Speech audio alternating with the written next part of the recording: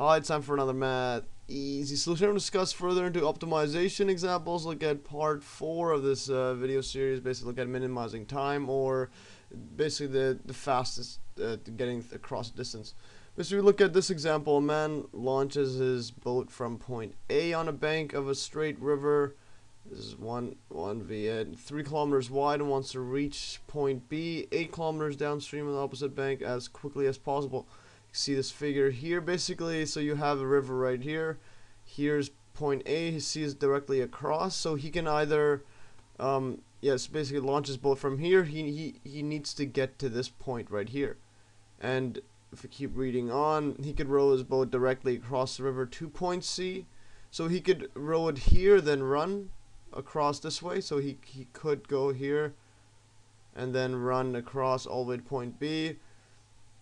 And or he could row to some point D, so he could row here because he wants to try to get there as fast as he can, and then run across at point D between C and B, so between these two, and then run to B. If he can row 6 kilometers an hour and then run 8 kilometers an hour, where should he land to reach B as soon as possible? If you boated here and then ran here, would be slower than going somewhere across, because he rows slower than he actually runs here. So we could just write that here. So if he runs, it would be 8 kilometers an hour. If he rows, it's gonna be 6 kilometers an hour. So basically, we gotta minimize the time it takes for him to run here, and assume the speed of the river is negligible compared with the speed of the man rows. So this speed of the river doesn't really matter. Okay, so he has to reach B as soon as possible. Well, we have to find out a time. We have to create a function that's in terms of time. And well, first thing we know that distance is just equal to, well, the time it takes times by the rate that he's running at. And yeah, in this case, if this is 3, then rate would be 6 times that would be 18 distance. So basically, time would just be equal to distance over the rate that the person's running at. And you could also see by the units, if this was, let's say, this kilometers, and this is kilometers per hour, the kilometers cancel and you're going to be left with hours. So then that's time. So now let's look at the distance first that he has to travel by rowing. And to do that, let's let this value be called x. So we let this distance between C and D equals to x. And this one we know it's 3, so we just use Pythagoras here. So the distance between this one right here, this one is just going to be, well, using Pythagoras, 3 squared plus x squared.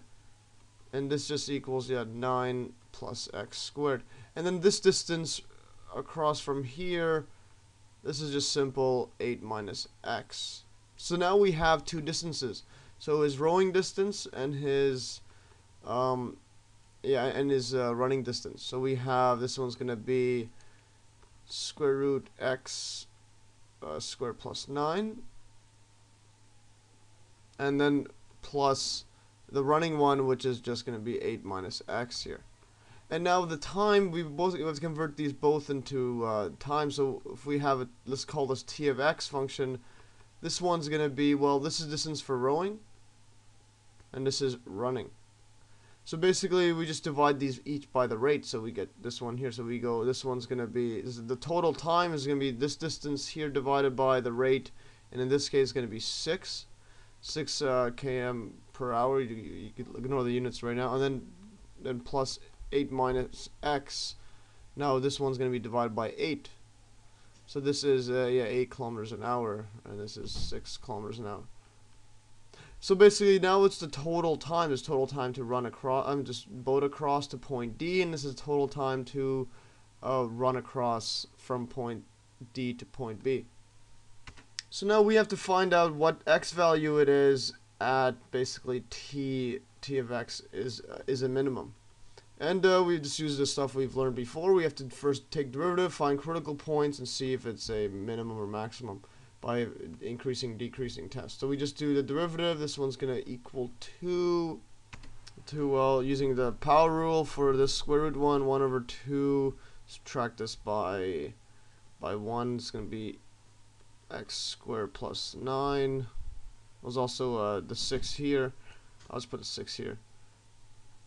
It's divided by 6, and then using chain rules, it's going to be times by 2x. This 2's cancel.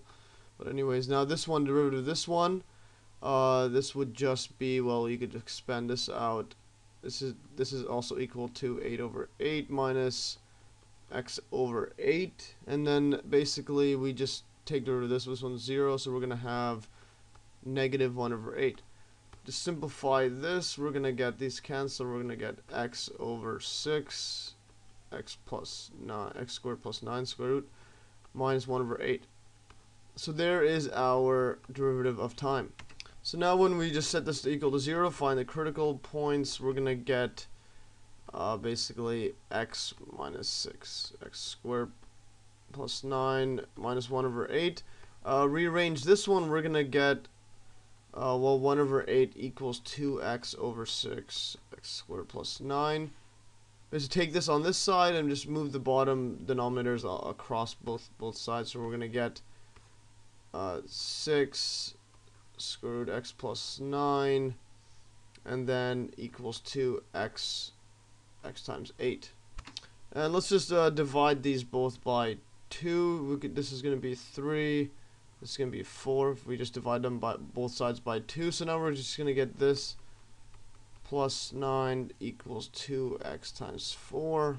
Now if we square root both sides, just square root both sides, basically we times everything, square every single thing inside, just do both sides, so we get rid of the square root. We're going to get a 9, and it's going to be x squared plus 9. And now this is going to be x squared times by 16. Now if we just keep simplifying this, expand this out, as we 9x squared plus 81 equals 2 x squared times 16. Just shift these over. I'm just collect this like terms, and in this case this one's x squared. We're gonna have an 81 is equal to, this is 16 minus 9 is 7, so 7x squared. So now we're gonna get x squared is equal to, well, 81 divided by 7, and then when we square both sides, we're gonna get x equals plus or minus, well, 81 over 7. This one's gonna be equal to plus or minus 9 over square root 7. But in this case, x has to be greater than 0 because we define it that way. As you can just look at the graph, so x is greater than equal to 0. So in this case, we will ignore the negative, and the critical point is that when x equals 9 over square root 7. Now, since this is our only critical point, we just have to check whether the derivative is increasing or decreasing between this intervals here. If this is 9 over root 7. Also, if you put into the calculator, this is going to be it's going to be around 3.40, so roughly this 1, and it keeps going on. So it's around here. So if you plug in these between these two intervals, and the first interval is basically where 9 over root 7. This is greater than 0 because it's our definition. And I mean x is greater than 0 and it's less than 9 over 7. If we plug this inside the derivative in this case, if we compare it with this derivative right here, well, if you put a number close to 0 here, we'll basically have, let's say this is 0 or 1 here, something square root, but this is going to be less than 1 over 8 here, because if we put something, let's just say we put 0 in both sides, we're going to get 0 minus 1 over 8, and we're going to have y prime is less than 0 or decreasing. And then when we have decreasing, I'll show you what I mean. So it's basically at this function here, we're going to have something like it's going down. So now we have to see if it's going to be increasing or decreasing to see if it's a minimum or not. So then when x is greater than 9 over root 7, and in this case, let's put something really big, like let's say as it goes to infinity here, we know that limit as this one goes to infinity of x over 6 root plus 9. If you just look at this one right here, what happens when you go to infinity, or just put a big number in here, and well, we could easily just look at the denominator, divide by the highest power, and in this case we could actually just do this little trick, 1 over x, let's go 1 over x squared root, just so we could divide inside, and this is just going to be 1 over x, so we're going to get equals to limit x over 1 over, yeah, this is x to infinity. This is going to be 1 over, well, 6. This one's going to go inside this square root, so we're going to have 1 plus 9 over x squared. And as you go to infinity, this just goes to 0. We're going to have 1, so we're going to equals to 1 over 6. And 1 over 6 is greater than 1 over 8, so we're going to have a positive. So in this case, this is going to be y prime is greater than 0, or increasing. And then when we have increasing, well, we look at this right here. So now the derivative is going to, yeah, if it's increasing, this just means now the function is going to be increasing. So then this is the minimum. So t of x is minimum at basically at x equals to 9 over root 7.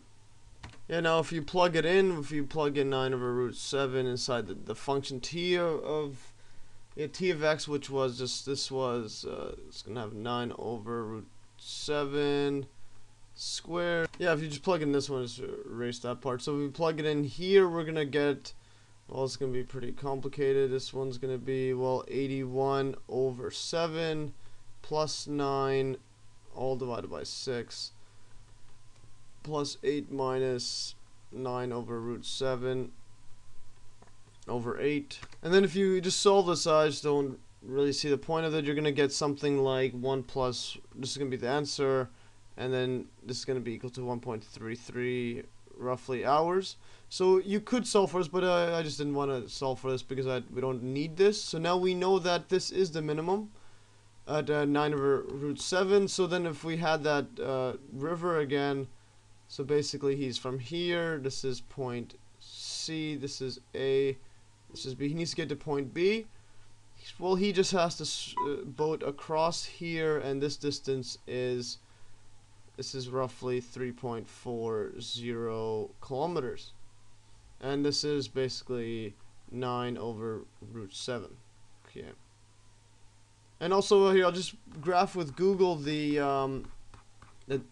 function the t of x, just to show that it is actually at 9 divided by root 7. So we have this function. Well, let's just graph it right here. This is going to be square root x squared plus, oh, look at that 3D stuff. But anyways, x squared plus 9 divided by, this one 6, and then plus 8 minus x divided by 8.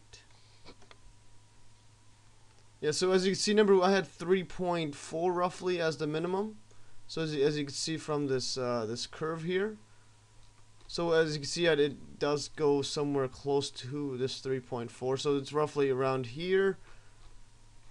So yeah, as you can see, it is pretty crazy. You could also let's just put in 3.4. Oh no, I made a mistake. It's at x. Yeah, I made a mistake. I was graphing the x coordinate. So you just put 1.33 roughly, and this was, yeah, at, I didn't bother calculating that one. But as you can see, there's the horizontal basically line that's tangent at 3.4, roughly 3.4, somewhere around here. So yeah, as you can see, it just keeps it decreases, then it starts increasing. That's all we need to see, and that is a minimum. Well, yeah, that's all for it. You could basically work around this, but hopefully you learned. You can also download these notes in the Dropbox link below. But that's all for today, and stay tuned for another Math Easy solution.